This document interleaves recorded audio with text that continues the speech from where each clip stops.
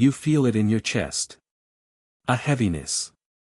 A hollow ache that no amount of breathing seems to fix. Your mind drifts to someone who's no longer there. You feel tired. You don't want to talk. You don't want to eat. You don't want to do anything.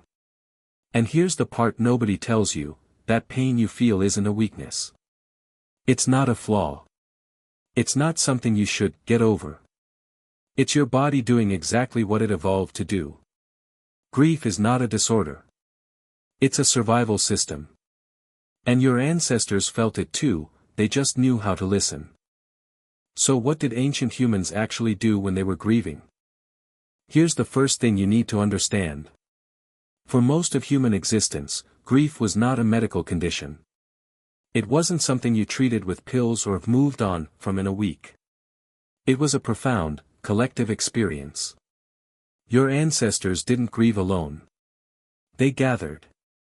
They wept. They wailed. They sat in silence together for days.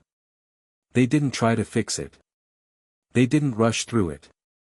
They let it transform them.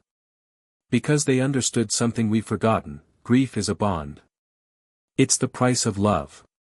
And it's essential for survival. But here's where it gets interesting. That physical pain you feel in your chest when you miss someone. That's not metaphorical. Your brain literally processes social pain the same way it processes physical pain. The same neural pathways activate. The same neurotransmitters are involved. Your heart doesn't just ache emotionally, it aches physically. Your body is registering loss as an injury. And it's treating it like one. And that's not even the strange part. The strange part is that grief is also a social signal. When you're grieving, your behavior changes. You withdraw. You stop eating. You sleep more or less. You become less interested in the world. And that sends a signal to your group, I'm hurting. I need help. Your ancestors survived because they had communities that responded to grief. They didn't isolate you. They didn't tell you to get over it. They surrounded you. Because they knew that a grieving person who is supported is a person who survives. Now listen closely, because this is the twist. In 2011, researchers at UCLA led by Dr. Naomi Eisenberger published a landmark study on social pain and the brain. Using fMRI scans, they found that the dorsal anterior cingulate cortex, the same region that processes physical pain, also processes social rejection and loss. Your brain can't tell the difference between a broken bone and a broken heart. Both hurt. Both are real. And both demand the same kind of care. But why would your body make you feel so terrible when you lose someone? Wouldn't it be better to just move on?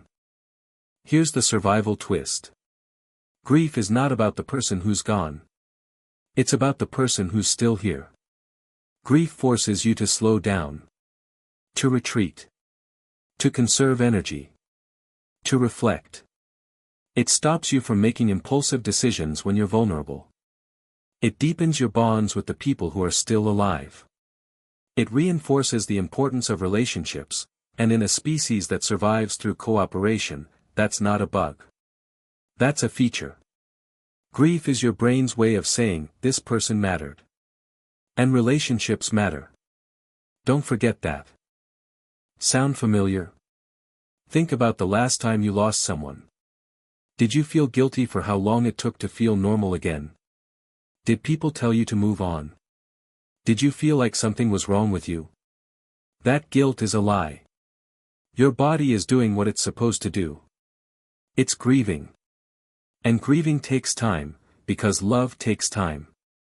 That's the first lie. Here's the second. You think grief is something you get through. It's not. It's something you move through. It changes you. It reshapes you. It doesn't disappear, it just becomes part of who you are. And that's not a failure. That's the point. Grief is evidence that you loved. And love is what kept your ancestors alive. Let's decode that. Social pain, that's the name. The experience of emotional distress caused by the loss or rejection of social connection. What does it mean? It means your brain has a dedicated system for processing the pain of separation, because for your ancestors, being separated from the group meant death. And why does that matter? Because grief isn't just emotional. It's physiological. It's your body saying, you are not alone anymore, and that's a threat to survival. Your brain doesn't know the difference between the loss of a relationship and the loss of safety. Both trigger the same alarm. That's why grief exhausts you. That's why you can't focus.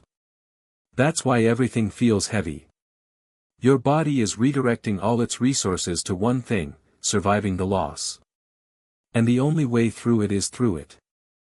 The next time you grieve, don't rush it. Don't let anyone tell you to get over it. Don't apologize for feeling. Grieve with people. Grieve out loud. Grieve in silence. Grieve for as long as you need. Because your ancestors did the same thing. They sat together. They wept.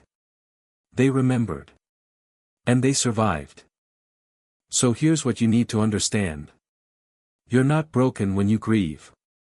You're not too sensitive. You're not doing it wrong. You're doing exactly what your body was designed to do.